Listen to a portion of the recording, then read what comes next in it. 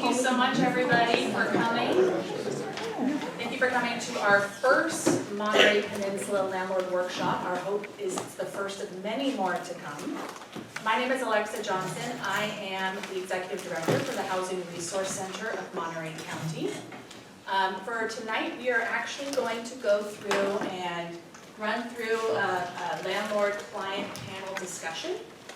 Try to give some ideas of what it would mean to be an HRC landlord, how our programs have been successful, or how the communication works between landlords and HRC, and just for those who are interested in becoming landlords but not quite certain how to get started, our hopes is that this panel will help answer some of those questions for you.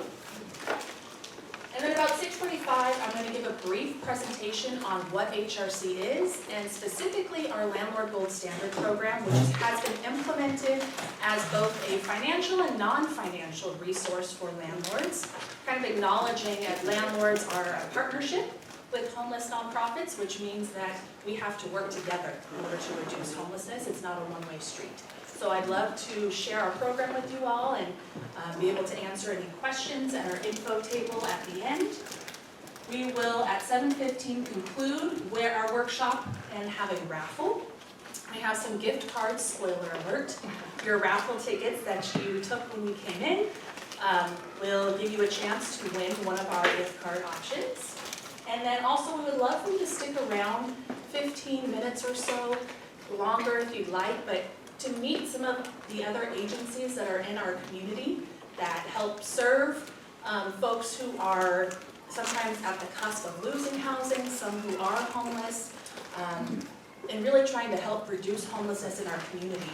And you'll be able to see just through all the services they provide, who they are and what is their mission is for our community. So thank you so much for joining. We will limit questions just to be respectful of everybody's time towards the end. All the agencies will stick around, so no question will go unanswered. But just out of respect for everybody and getting out by 7:30, I just ask that we save some of the questions until the end. So, as we go down the line and meet our panelists, Mike unfortunately is not here tonight, but we do have, sitting actually in order, which is amazing, perfect for this, so good job panel. We're going to go down the line and I'm just going to let our panelists introduce themselves and just kind of their relationship to housing or to HRC in general. Hi, my name is Cheryl Savage, and I've actually worked with the Housing Authority for many, many years, since back in the 90s. I think I bought my first home in 1977, my first home, and then turned it into a rental. And I have been working with HRC for about a year, and I strongly encourage everybody to pay attention to what they have to offer. Thank you. My name's Darius Most. Can you help me with me? Yep. Okay. Darius Mostine. I'm actually, I live in Santa Cruz. I have a number of rentals in Santa Cruz. I also have a number of rentals in Monterey County, Monterey, Salinas, and PG. I bought my first rental property a year out of college in Santa Cruz, $140,000 for a triplex. And it took every penny, and I had to borrow from my sister back then. But so then I got my first Section 8 tenant. I was introduced to Section 8 in my first tenant was like 1988 or 89, and I heard all of the prejudices and the things about Section 8 and so forth, and I'll tell you, this first tenant was the best ones I ever had, and so I just kept on renting, and I liked the program, and frankly, I've been told I'm one of the larger Section 8 landlords in the city of Santa Cruz. I have 37 there, and here in Salinas, Monterey County, I think I have 8. The program been very good. It's been win-win-win. Win for the tenants, win for me, stable base of tenants. We'll go through the reasons. I assume we're going to go talk about, our experiences and stuff, so I won't go on and on here. But anyway, I have probably 35 years of experience renting to Section 8 tenants, working with a number of agencies that support lower income folks, which is pretty high income around here, by the way, if you look at the tables. And anyway, I'm looking forward to help giving you all the advice and so forth I've accumulated, and not making all mistakes, not once, but at least 3 times. Good evening, everyone. My name is Jeanette Caviat. I'm also on the board. I work with Alexa. I was also a client of HRC, and they saved my family and I from homelessness. My son had been was in boot camp at the time. I was going through some medical issues a few years ago. It was my second, I would say, cancer scare, the lovely C word, and thank God everything worked out. And I'm just so grateful for the team. They've been amazing. I worked with Matilda, Eliza. Where's my Eliza over there? Just amazing people that I worked with. Fantastic people. Whenever I had questions, you know, especially like for resources, they would help. Alexa's just been like, she's the backbone of HRC, and I can't say anything but great things about this agency. And I've seen them help a lot of different families, even in the complex where I live at.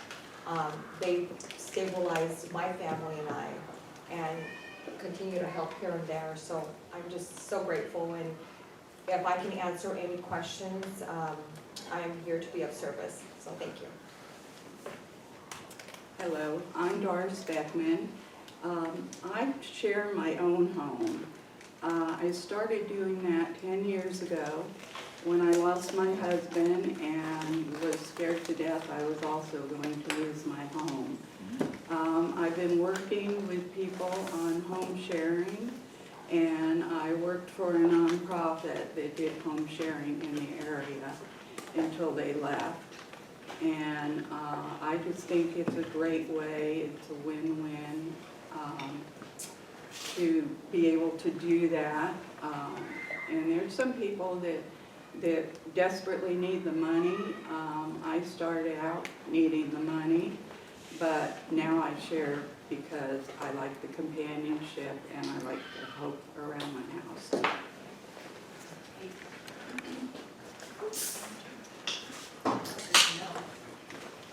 I've been thinking I have to tell the panelists, be careful of this cord, and then I just tripped. So, thank you so much for coming and sharing your experiences. I think it's really important for the community to know the good that can come out of being open to working with other homeless nonprofits and housing especially. So I'm going to take a seat here to not draw attention to myself, but to draw attention to you all. I'm going to read the questions. If you would like to share, go ahead and raise your hand and I'll pass the mic over to you. But the first question that we're going to talk about is, what got you involved into becoming a landlord? And what advice would you give someone who's considering being a landlord?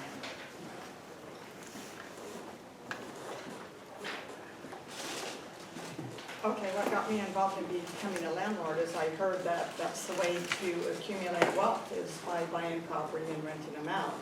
Renting the properties out and keeping them, and it's a way to get create a passive income as well. But the funny story about why I became an HRC landlord is I was actually stopped by the HRC staff. Hopefully you can say that with a smile. So I actually worked with Housing Authority for many, many years, and my husband and I had a property that we were actually renting out to visiting nurses, which you get a pretty good rent for, but there's a lot of pros and cons with that. And I had it on Zillow, and I get a phone call from one of the staff people explaining that they would like to meet me at the property and talk about the program. I was like, no, I work with Housing Authority, I can't get the rents, we put a lot of money in this property, taxes and insurance were up, and I said, I just can't get the rents, I can't go with the Housing Authority right now. And they said, oh no, you need to listen to us. So they came over and talked, but that's how I got involved with the HRC program. I was stuck by things. And it was a good thing. It was a good stock. It was It's a good stock. So the question is what got me to becoming a landlord, right? Yes. What got you into becoming a landlord, and what advice would you give? Well, I grew up in State College, Pennsylvania, Penn State. My dad was a professor, and he invested in. He got a small inheritance, and not $1 million like Donald Trump, He got small inheritance, bought a rental property. And anyway, I had to jump in his utility truck that he got a surplus from the power company. Every weekend, we'd go around working on stuff. I learned how to fix water heaters, drywall, all this stuff through my 15 years. Got to meet tenants, got to interface with them. But, you know, works. I saw my parents, and they grew to quite a number of units in Pennsylvania. And I just like, yeah, it's a good business, and you're helping people, and you know, the gift of housing, good, safe, clean housing that's good karma for you, anyway. So anyway, then I got my engineering degrees, and moved to Silicon Valley, worked at a defense company, then bought, 1 year later, it was 1985, bought my first property again in Santa Cruz, and just following kind of like my dad. But what I learned from my dad was also, he never invested his money in the stock market. And I actually bought Chrysler stock, like I was looking interested in it, and back before they declared bankruptcy. Lost like all of my life savings, $200 at the time. And my dad was kind of like, I don't invest in anything I can't urinate on. And so it's like, yeah, there's something to that, right? He's old school. Yeah, and so I kind of carry that today, and it's been good to me. So anyway, so it was kind of in my blood. I kind of grew up with it. I had a lot of the skills in order to work on and rehab properties. Then as I started renting and having more tenants and so forth, buying more properties, more tenants, I love working with tenants. In fact, tell my friends, I would trade 95% of my tenants, Section 8 tenants even, especially the Section 8 tenants, for any three of my sisters. And I enjoy it. I tell people I'm a drama queen. I tell the tenants, I'm a drama queen. I want to know what's going on. You can text and call me 24/7. If I'm up, I will answer and respond. I'm a little unconventional in that way, but I enjoy working with tenants. And frankly, just to be able to give the gift in this area of, again, safe, clean housing, particularly somebody with with a voucher, I'd say there's two kinds of income. There's monetary income, and then there's psychic income. And monetary income, yeah, you could work harder, invest better, whatever, but you just can't create psychic income. You have to earn it. You have to work for it. And it's pretty important. I'm comfortable. I've got plenty of units. My lifestyle is very simple. Every car I own is salvage title. I mean, I'm not into fancy stuff. And I don't need more money, but you always need more psychic, and that's like the attaboys and so forth. And being a landlord provides a lot of that for me as well. So, want something to urinate on? Gift of housing, and I love tenants, yeah.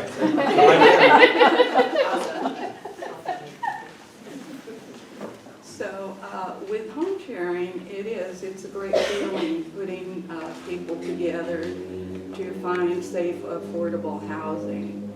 And during my work with the other nonprofit, that's where I met Alexa, and working together with different nonprofits and coming up with different solutions for people, because everybody's different, with what they want. And it just increases our reach in what we're trying to do with preventing homelessness and finding safe, affordable housing for people.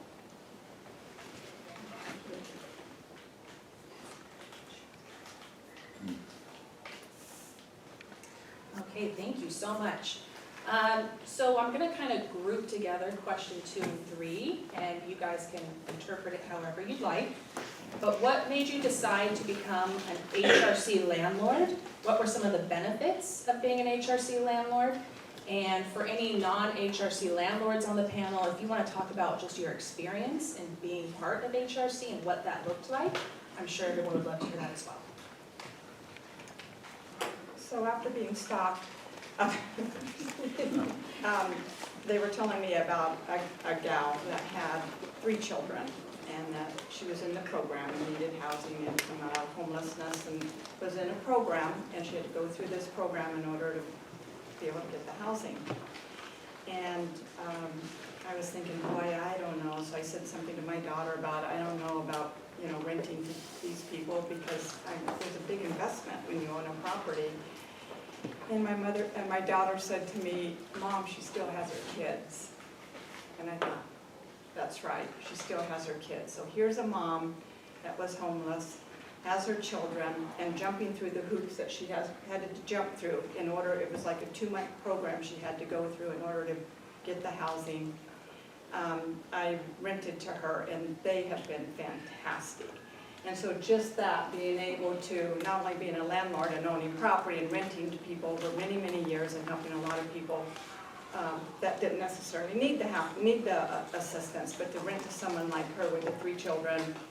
And one of the criteria was that I had to take a lawnmower with her because I wanted them to mow the lawn because the housing authority was paying pretty much the entire rent. And I wanted her to be somewhat responsible, and they mowed the lawn. So it was teaching them, somebody who was homeless, who had no place to go, some responsibility and appreciate, and then she'll call me up anytime she has an issue, and she's so appreciative, and it's really wonderful to be able to work with someone like that.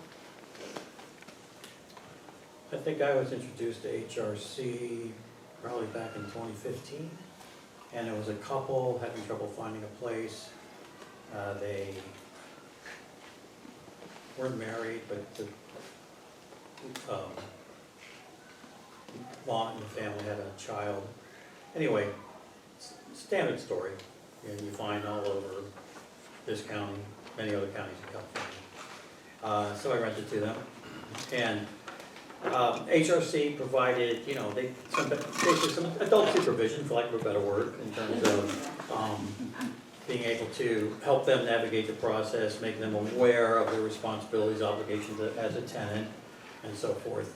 And also, although I didn't avail myself to it, they provide someone to call if there's problems and say, look, I don't really want to evict these folks. I don't want to put them out in the street, but hey, we've got some domestic violence going on. We've got some issues with illegal pets and so forth. I mean, if you could just help intervene, that would go a long way. Because unfortunately, the way our system is structured, there's not really good, except for Eliza in the back perhaps with her eco housing, but there's not a lot of good intermediate agencies or help between landlord issues and 1600 Aguajita Road, where the courthouse is.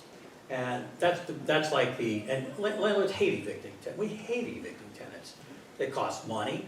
It leads to bad feelings. You don't know how bad you're going to get your apartment back. So anything that can be, any mediators or buffers between the landlord and the tenant to help resolve issues is very much needed and well received by certainly me as a landlord. And I think HRC can provide that function. So I guess my experience, of course, is different because I'm not a landlord, but I know that dealing with an HRC landlord, I actually had a great experience with my previous property manager and even the one currently right now. I had moved into a older apartment building, and it was during COVID, and so it was interesting because I had come from a larger home, and I just couldn't afford the rent anymore there. It was just, and then my kids, were older and whatnot, so I was downsizing, and there was a lot, like I said, medical issues were a huge factor in me losing that home. And I just didn't know where to go. And I remember Matilda had called me, and I remember feeling so hopeless. And if anyone has ever felt, I guess I'm a mom, so I was feeling so hopeless. I didn't know where to go. I didn't know because I'd never experienced it before. And so when Matilda called me, she was like my little angel, and I was like okay, she had asked me a bunch of questions. I answered it to the best of my ability. And then I was forwarded on to Eliza, and she was like a rock star over there.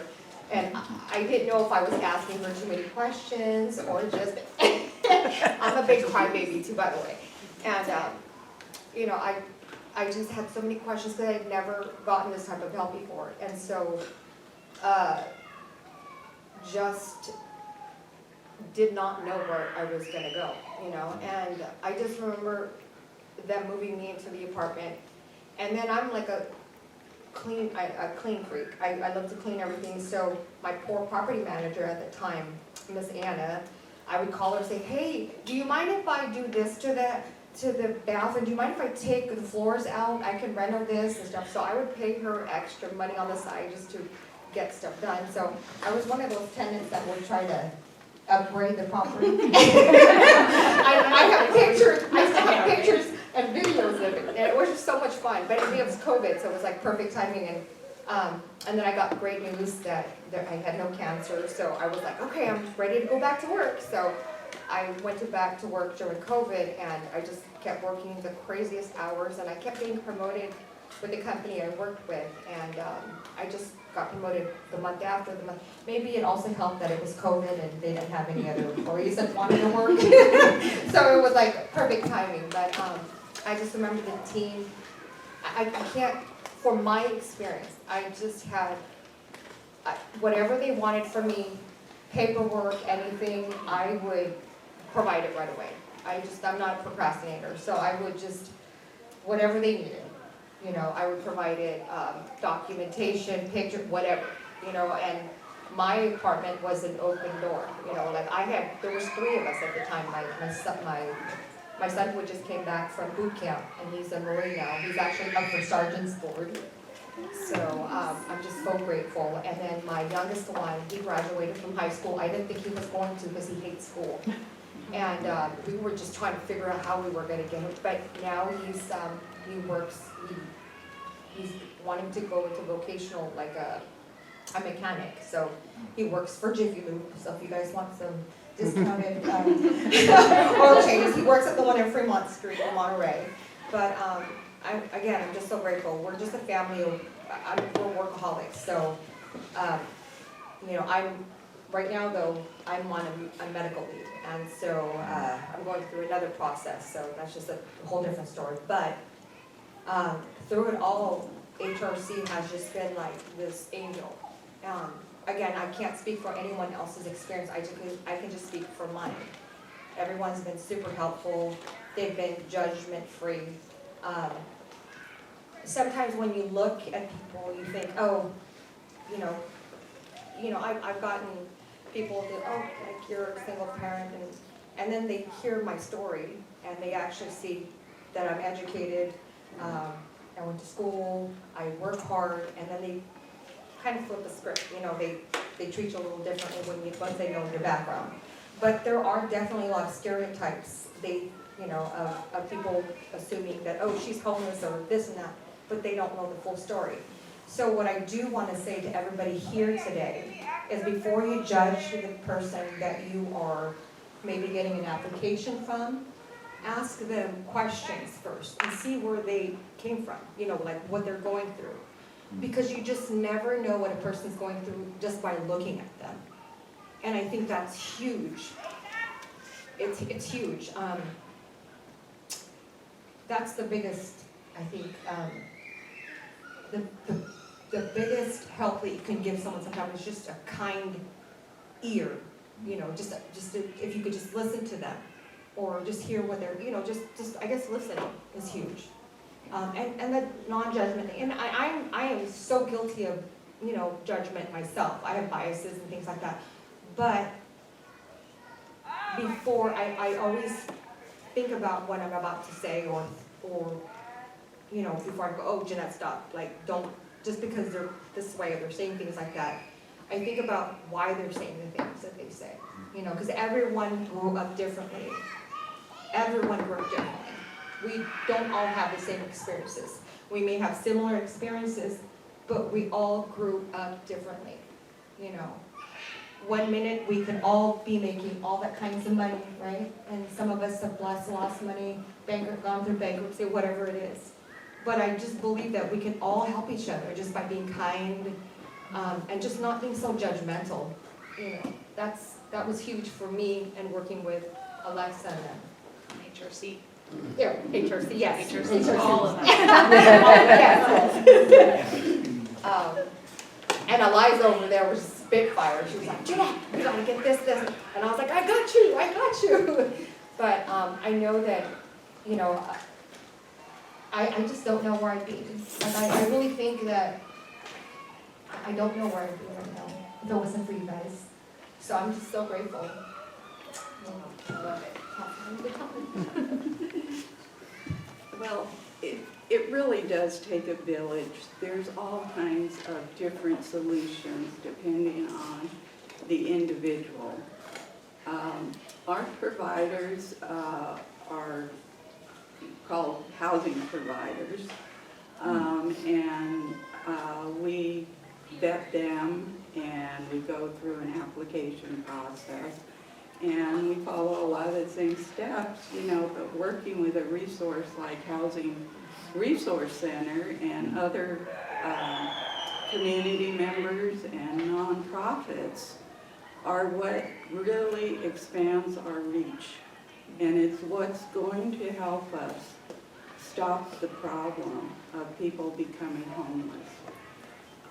We have so many older people in the community living in large homes with empty bedrooms, and these people are isolated. And it's costing Medicare $6 billion a year on health-related issues to people being isolated. It's very bad for the health, and it's very bad for our community. Housing is so expensive. I went through, in 1 year, in my own home, I had to replace the roof, I had to replace the water heater, I had to replace all the plumbing, and I had to have it tinted.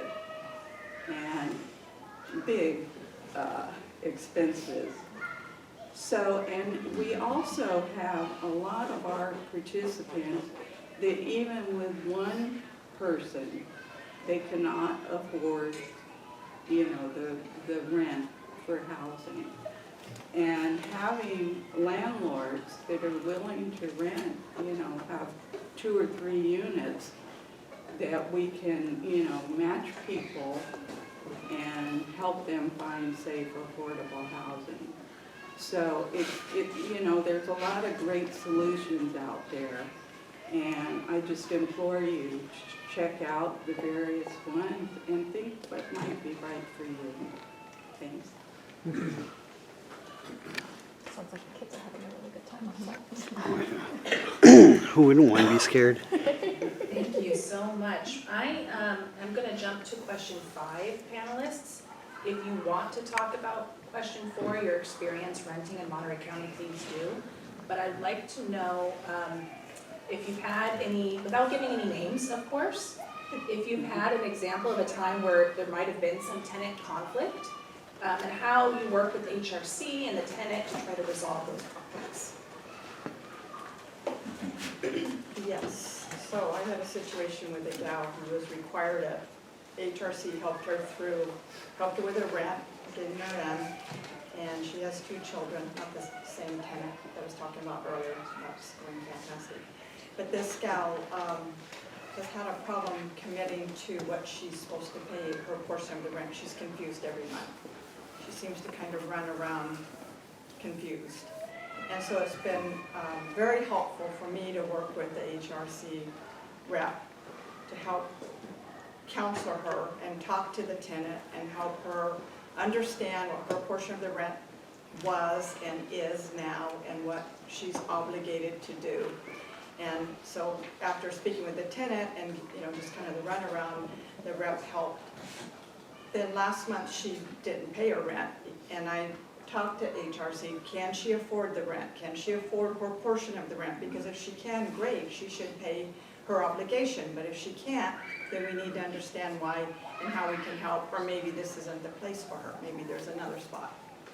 and she didn't pay the rent. HRC, and she was already off the program, I don't even know if I'm supposed to say this, but HRC did pay the rent. So I was made whole, even though the tenant wasn't able to pay her rent. Now we're into the next month, and we'll see. The rent still hasn't come in. We're running around in this circle, but we're giving her the obligation, you know, the opportunity to pay the rent and make it right and learn what she needs to learn in order to support her 2 daughters and work a stable job and meet her obligations. But these guys have been great because they're my resource to go to. It's really difficult when you are a landowner and you have all the expenses, you put a lot of money into a property, then you're not getting your rent and they're telling you different stories, and then what do? You know, you don't want to evict anybody, and you don't want to have to go through that process. So it's nice to have these guys.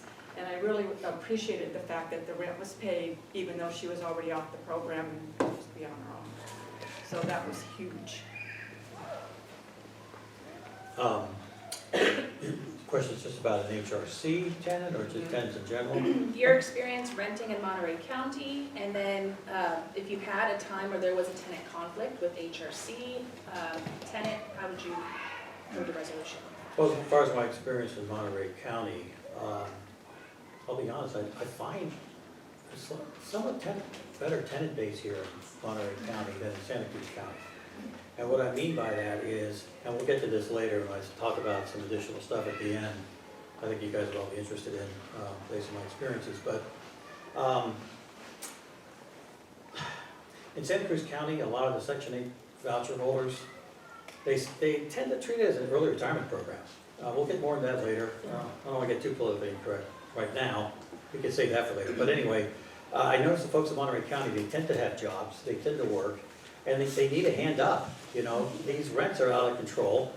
I know this sounds disingenuous, but we tell tenants, look, landlords don't set the rents. The market, you guys do. You're the market.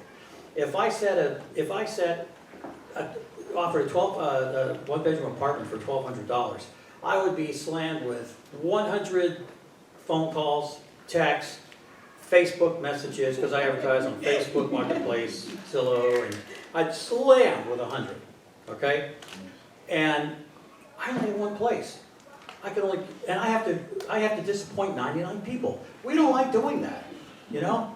And it's so desperate, I'm not kidding. I was offered oral sex once. And I'm not Mel Gibson, okay? That's how bad it is, okay? We do not encourage by any means. He and I are still dating, by the way. Anyway, I lost my train of thought. So it's tough. And so what do you have to do? We have to go and we have to raise the rent. Now I'm down to 30 phone calls, messages, and so forth. And I only have to disappoint 29 people. And guess what? I get a slightly better tenant who's able to afford that rent and so forth and so on. We don't set the rents. The market does. All right? So that's number one when you're understanding the rents in Monterey County. Two, you know, not only, we could put the rents under market and so forth and have to deal with all those things I mentioned earlier. But, you know, it's a wage issue too. I can't control the minimum wage. That's way above my pay grade. That's a state legislature. We need to have higher wages, okay? The bottom line. I mean, it makes no sense that this wage, you know, this income versus rent gap is so wide. That's an income, that's a wage issue. And then let's not even talk about Social Security or SSI. I mean, what kind of country do we live in where we expect seniors to live on $1,200 a month? I mean, but that's, again, way beyond my pay grade. Frankly, I think the housing crisis, and it's not just here. You can go to they're talking about rents out of control in Ohio. Like what? Ohio? And Upper Peninsula in Michigan? I read somewhere on, I get all these Facebook feeds. It's nationwide. It's nationwide. It's not just here. And frankly, it's going to take a federal response. And it's too much for local jurisdictions. It's even too much for state. And it's going to take a federal type of response in terms of really beefed up housing assistance. And I think we'll see what the next administration is. And maybe, I don't know if you can guess my politics or not, but I'm hoping for the best. And I think we might see, hopefully we'll see some change there. But anyway, I digress. We're talking about Monterey, renting Monterey And what's County. been your example or your experience working with any tenant conflict in So- HRC? I did have a tenant conflict with a tenant that came from HRC, and to be honest with you, the majority of my conflicts are when I rent to couples. I have 80% of my problems are with couples that I rent to. They fight, they break up, it's just, the more hooves, as I call them, in an apartment between people and pets, just the more problems. And we had some domestic violence among this couple, police were called, I think the guy went to jail. She called me, wanting me to change the locks, because he left his gun there, and it was just, oh my God, it was crazy. They eventually moved on with my encouragement. Hope they're doing better somewhere else. But that was one, and it was kind of a rare one, to be honest with you. Other conflicts I have are usually pets, or what I call the shadow tenants, No, they don't live here, they're just visiting. I see it every night on camera.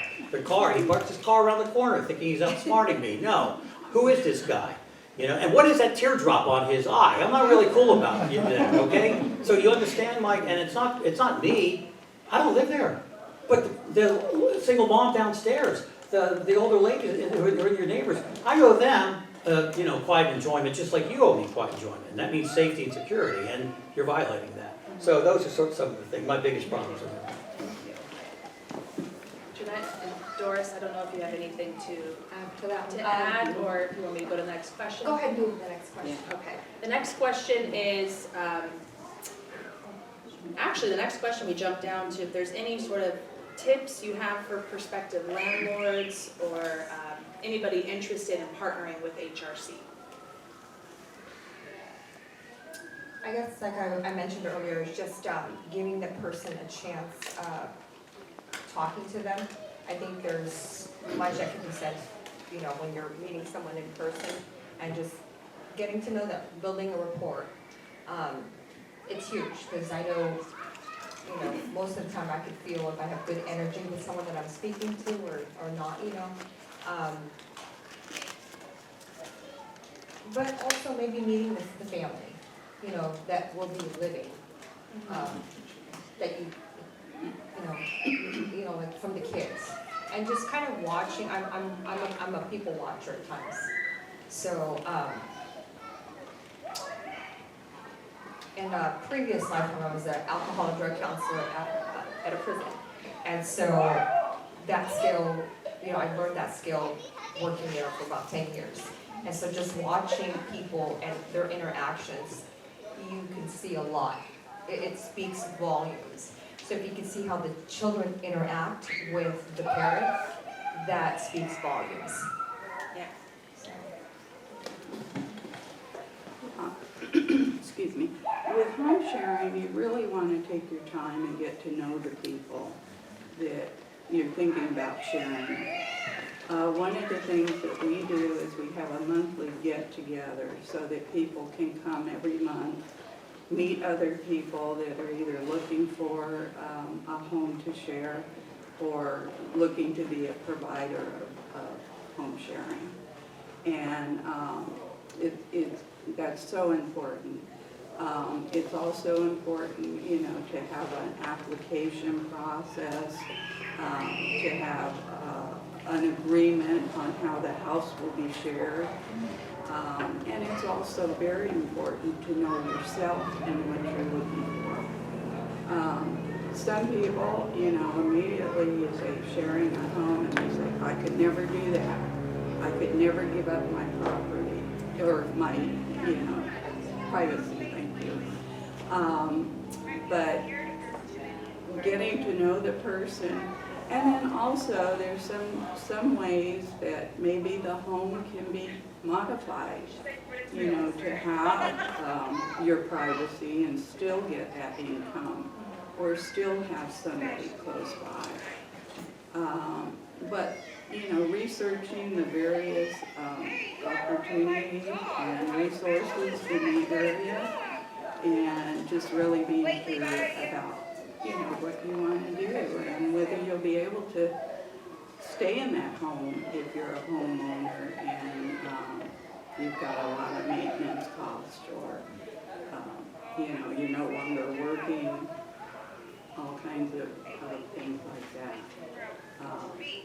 But there's just so many people that are out there really suffering because they cannot find affordable housing. And this is one solution.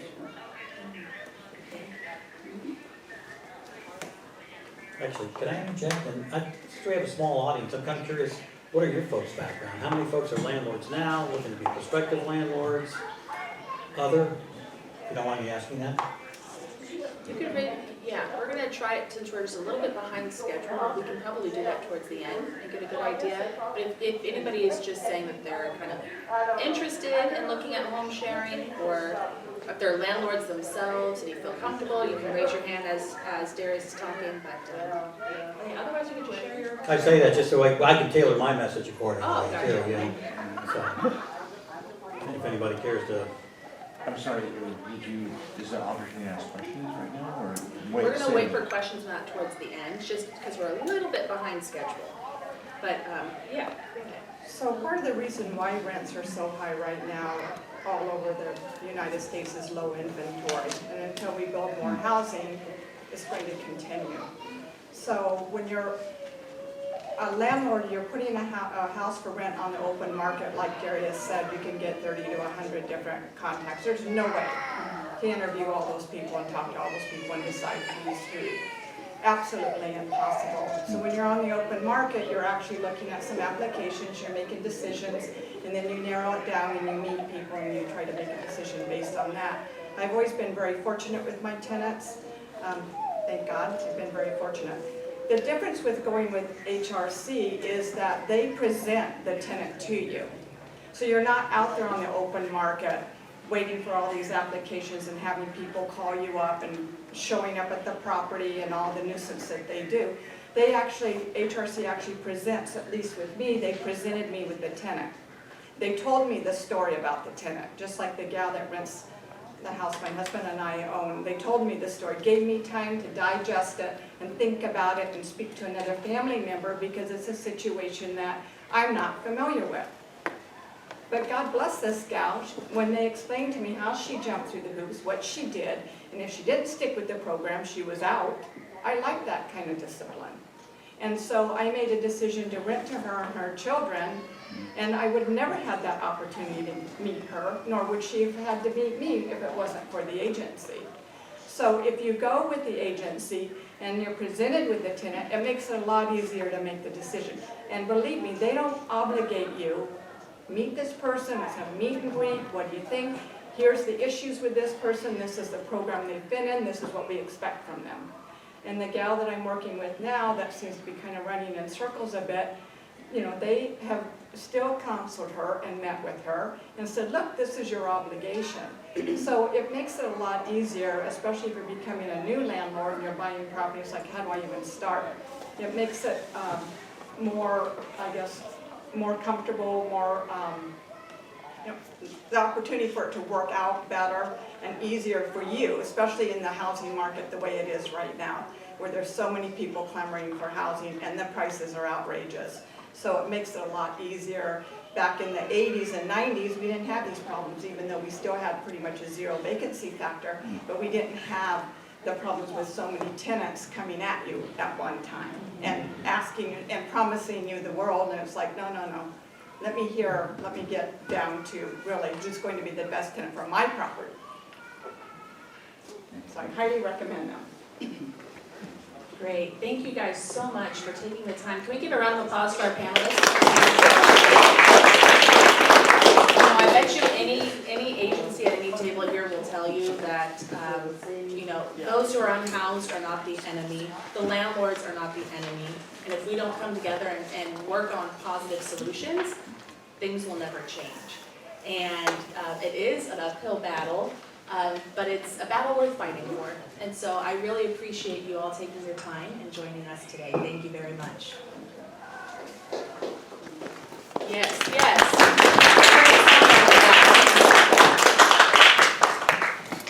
Well, now it's my turn. You panelists can now take a break. I am going to go into just a brief presentation in what HRC is and kind of spend more time talking about our Landlord Gold Standard program. So here at HRC, our mission is to provide a continuum of housing resources for homeless prevention and affordable housing opportunities. What that means is we like to be the bridge in between the high cost of housing and those who are trying to find housing to stabilize. And I like to use this photo. It might be kind of hard to see, but the photo has a crease in the middle of it. And there was a family that, when I was briefly a case manager at HRC, there was a grandma with her 2 grandchildren, and she was living in a church choir room, and she was having a really hard time communicating all the trauma and anger and fear that she had. And her therapist said, fold this paper in half, write where you live, and write the emotions you're feeling, and then draw where you want to live. And when the housing specialist, I will give them all the credit, housed them, she came to me and she said, you know, I have too much trauma, I don't feel comfortable writing a success story, but you can have my photo. And so she drew a 2-story house with a backyard for her dogs and a place with a lot of sunshine. She said sunshine really affected her mood. And I think it's a testament to the work that we're trying to do at HRC. We were able to house her in South County in a 2-story home with a backyard for her pets, so there was a lot of sunshine. This individual still calls me, and her grandchildren have gone off to college, but she has actually used her voucher to find new housing that accommodates her, just her, I think she's in a studio, but it's her and her pets, and she's able to stay housed through all of this process. So really having the voucher and being able to have that subsidized assistance allowed her grandkids some stability, and then allowed her to not have to have worry, anger, and fear as those reoccurring rotating emotions that she felt daily. So that's always my picture for our mission statement.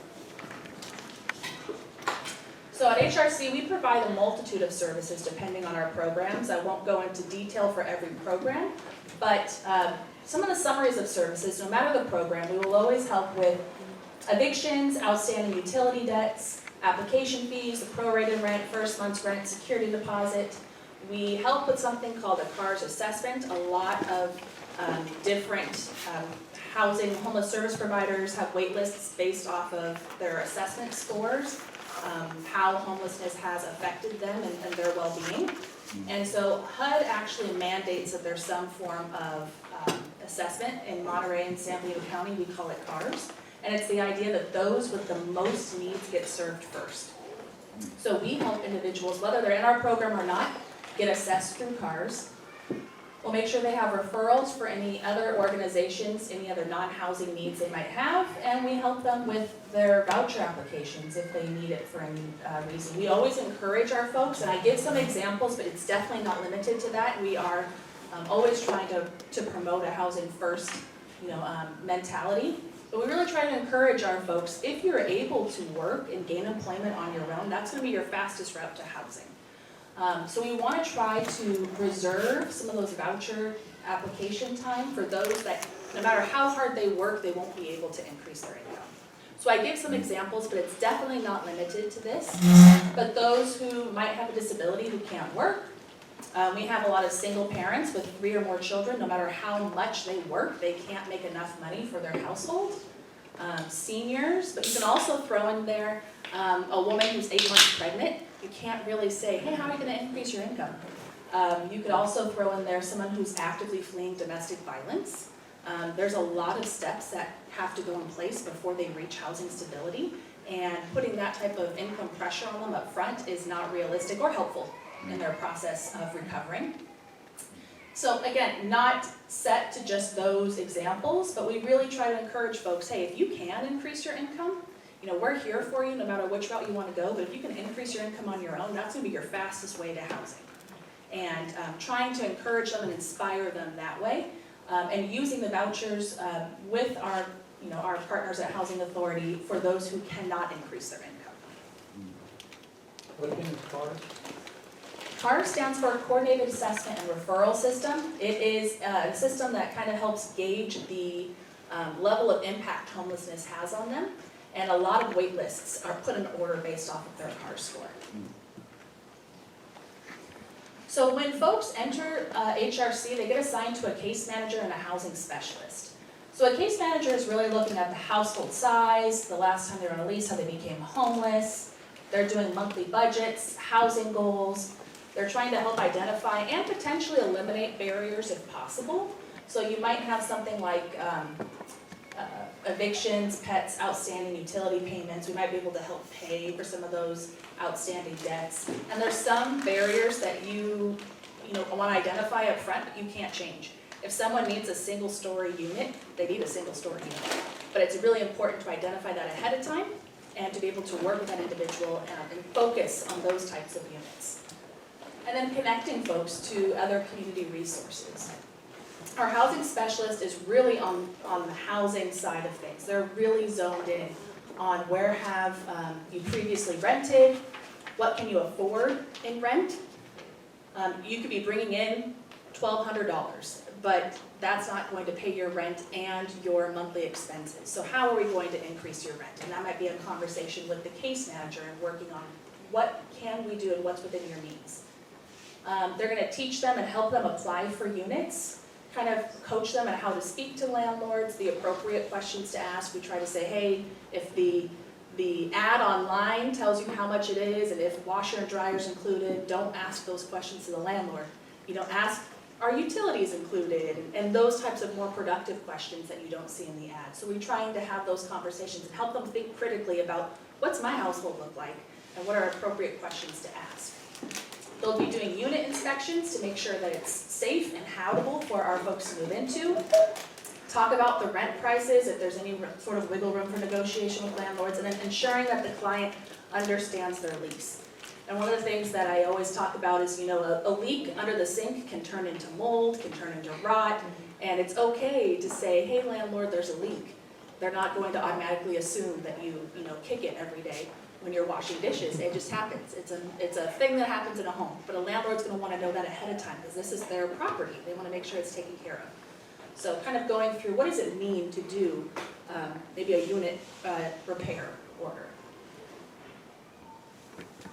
And once housed, the housing specialist will close himself in the case, and the case manager kind of stays on board. So instead of the housing search kind of mentality with their goals, they're switching to how can we maintain your housing?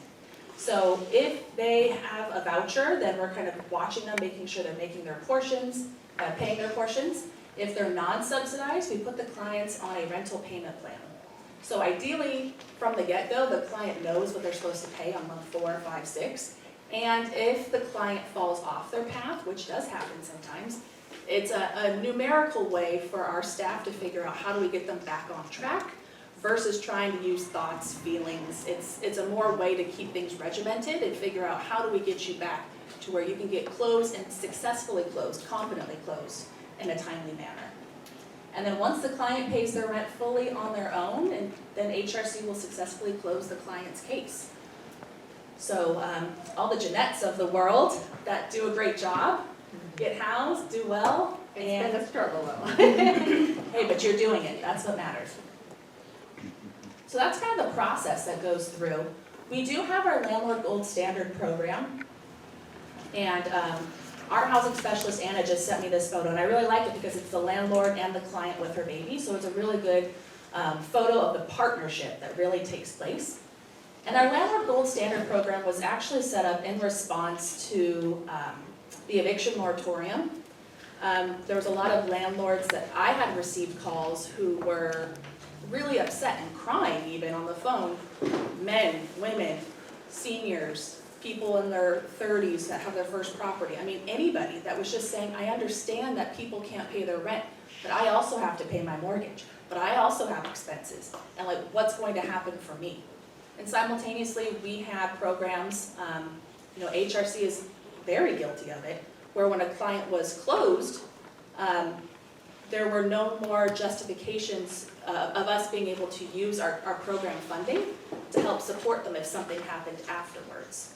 So we really started thinking about, gosh, we really need our landlords, and we really need to show in one way, shape, or form some support for them as well. And how can we do that? It might not be exactly everything, it may not fix everything, but what can we do to start showing some form of partnership that goes both ways? besides finding a quality tenant. And so we created our Landlord Gold Standard program. So every year for our Monterey County Gives, we actually raise funds for our, we call it LGS, our LGS program. And it provides a $1,000 incentive for any landlord who works for HRC for the first time. Up to $2,000 in assisting for minor repairs on the unit. That could be something that a former client did, and they may have damaged the unit and the security deposit has been used and there's still more damage. We can help up to $2,000 of it. Or if there's repairs that need to be made before our client moves in, we can use that funding for that as well. And also up to $2,000 for any, it's a one-time assistance for any sort of rental arrears a former client may have had. So if a former client, let's say, doesn't pay their rent and they up and leave, we can do a one-time up to $2,000 assistance. So if it continues happening, unfortunately right now it's just one-time assistance, but again, it's trying to build that partnership and relationship. And then if a landlord from HRC successfully refers another landlord to our program and we're able to house somebody with that individual, we provide a $50 Visa gift card as a thank you for making that referral to us. So that's the financial side. And I mentioned it's a financial and a non-financial side. We also have our landlord outreach coordinator. Dave, if you want to stand up, put your hand up, say hi. So that's Dave. Dave Fowler is our landlord outreach coordinator, so he can help. He works Wednesday through Sunday.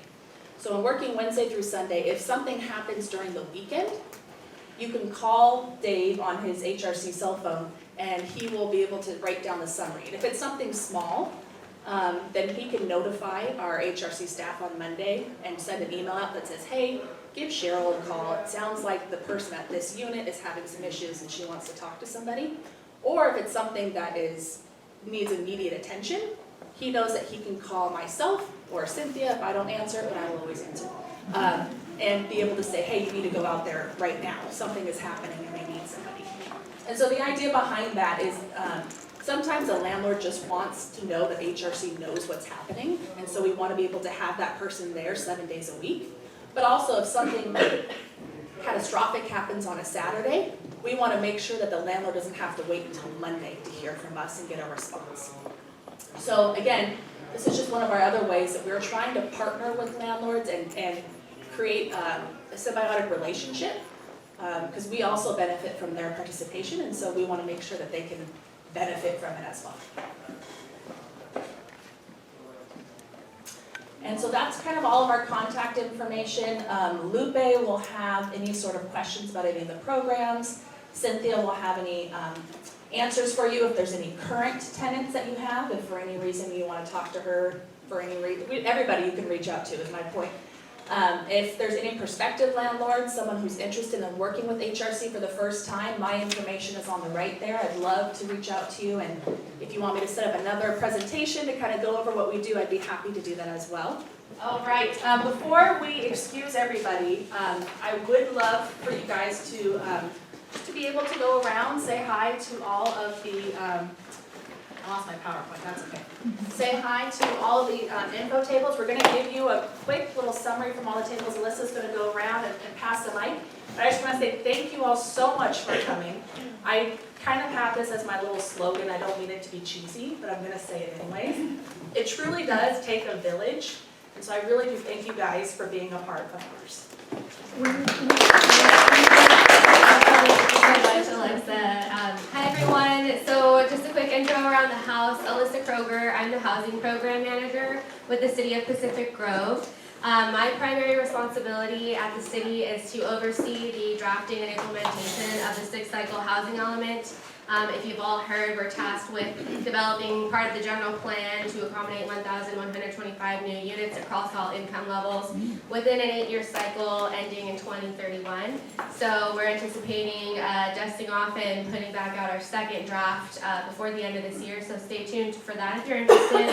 All of our information is on our website about that. And my second primary bucket is running the Housing Rehabilitation Loan Program. So that's a long-standing program here at the city for over 25 years.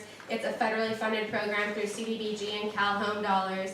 And we work with low-income homeowners in the city who need assistance opening up a loan at simple interest, 3% simple interest rates, to make much needed repairs to their home for health, safety, and accessibility purposes. And you can learn a little bit more about that at our resources at the table that we have set up over here.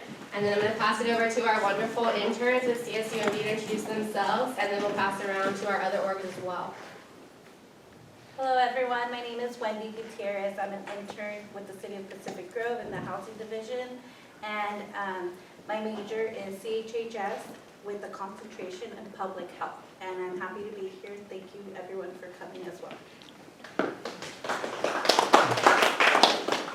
Hello everybody, my name is Melissa and I am also intern at the City of Pacific Grove Housing Division. And I am also a student at CSUMB, CHHS, Health and Human Services, with a concentration in public health. And I really enjoyed my first workshop. I learned so much from the panelists and Alexa, and yeah, I'm excited. Before we pass along, if we could all just give our interns a big round of applause. Thank you so much. We love them so much. They've been great with the outreach efforts. Thank you guys. My name is Dave. I'm with HRC, as Alexa had mentioned. I work Wednesday through Sunday, so if you ever need me, give me a call or text. That is my cell number there. And I look forward to hearing from you.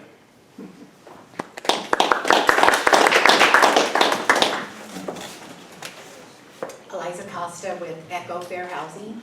So if anybody has any questions, I assist tenants, landlords, and do fair housing through Monterey County. And I'll just piggyback off of that. If you don't know, Echo actually partners with the City of Pacific Grove to provide pop-up office hours once a month. So anyone on the peninsula who's not looking to travel to the valley to receive those in-person services, we have that opportunity here. And just an extra shout out to Echo, Fair Housing Service Provider, who has the largest reach on the peninsula, in addition to some of our other fair housing organizations closer to the valley. So thank you, Echo, for being here.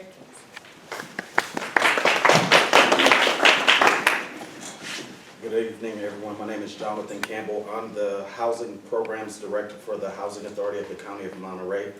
And we have currently close to 1,000 families with vouchers that are searching for homes. So we are actively pursuing landlords that may have property that are interested in receiving federal assistance from the Housing and Urban Development.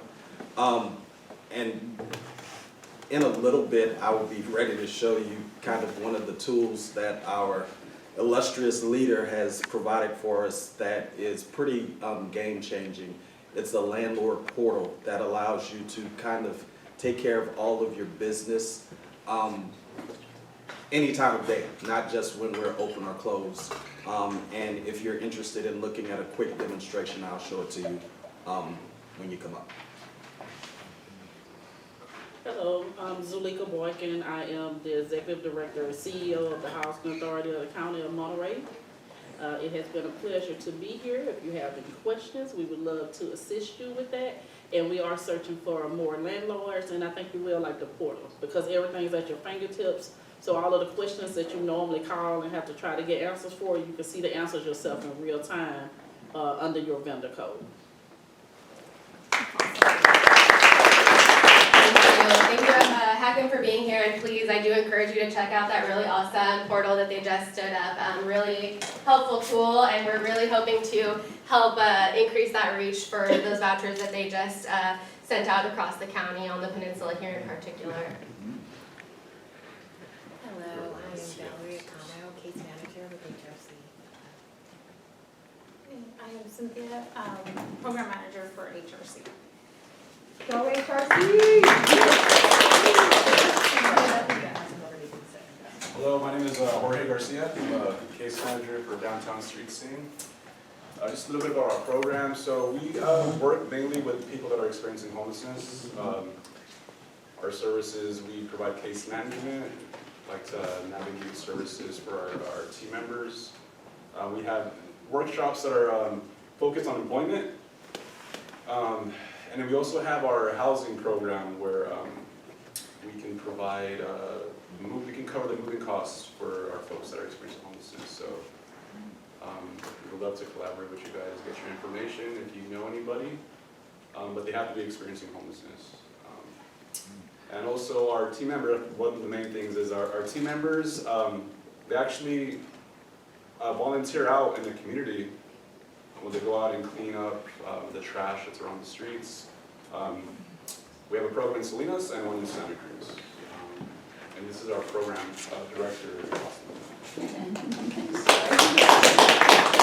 I'm Jocelyn Curran, Director for Downtown Streets Team, Monterey County and Santa Cruz County. We're in 18 communities from Salinas all the way up to Sacramento, and so we are just representing our work here in Salinas tonight. The folks that are participating in our program, as George mentioned, are experiencing homelessness, and they are usually employment motivated, housing motivated, folks that are really ready to kind of work towards those self-sufficiency goals, and they need just a little bit of assistance to remove some barriers or to help solve some problems. And that is where our staff come in to really kind of pitch in and lend that helping hand to folks that are in need. Thank you. Thank you all. Thank you everyone for being here. If we can give everyone a round of applause again. My name is Melissa Finch. I work for Interim Inc. I work under the Housing Navigation and Housing Retention Services Program, which is funded by Medi-Cal. So Medi-Cal created a program called the Enhanced Community Management Community Services Program. So there's various different programs that fall under this Medi-Cal umbrella. Housing Navigation Services and Housing Retention Services is one of them, because the state of California is very, very interested in trying to collect data and trying to help end the cycle of homelessness, right? Because these things don't happen in a vacuum. My previous experience before I joined the not-for-profit world, I worked for the California Highway Patrol for 17 years. I was the office supervisor down at the King City CHP office, so I have lots of experience in coordinating across various county entities in that regard. So this program was specifically developed in order to serve the needs of folks who are experiencing homelessness or who are at risk of homelessness. They do have to meet that HUD criteria in order for us to enroll them, but they do not have to be currently enrolled and receiving services from Interim. So the only thing that I require for my program is that they have Medi-Cal. So if you as a landlord have a tenant who is clearly experiencing some level of crisis, right? Who just needs some assistance, and they may hold some fear in regards to reaching out and trying to get assistance. And I say this as someone that worked in law enforcement for 17 years. You do not survive a career in law enforcement without developing PTSD, okay? So, something I have, that's something that I manage every single day, right? Crisis looks different. And one of the things that will absolutely drive people to a crisis phase, where they will experience a severe mental health issue or complication, or just sort of that like slow spiral breakdown that you see, is being on the verge of losing their housing. So if you have an individual that's having a hard time paying rent, and they're trying, I would just like to share with you that 92% of disabilities are hidden. They all have everything to do with how we process information, how we communicate, and how we understand things. So if someone is genuinely trying and putting forth effort, and they are struggling with that, I guarantee you that they have some sort of undiagnosed disability. And that's what we're here to work with them on, trying to help and get them connected to the services, get them connected to diagnosis, so that way they can manage those things on their own. So I have my card, and I have my colleague Marina's card if you are interested in our information, or you have folks to send our way. I will happily pass that out. I'd like to